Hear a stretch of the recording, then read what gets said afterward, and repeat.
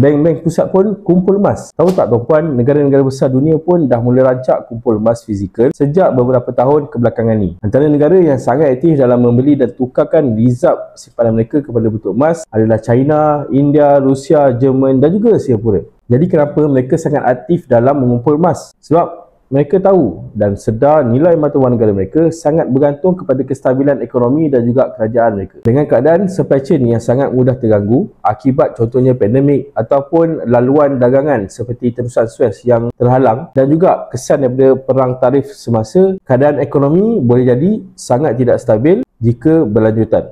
Jadi tuan-puan, kalau negara pun kumpul emas sebagai backup kepada nilai simpanan dan mata wang, kita sebagai individu juga kena ada insurans kekayaan kita sendiri dengan menyimpan simpanan kita dalam bentuk emas. Bagi tuan-puan yang nak mulakan simpanan emas dan nak alihkan sebahagian simpanan tuan-puan kepada bentuk emas, boleh DM saya ataupun tuan-puan boleh isi je detail di beg biru di bawah.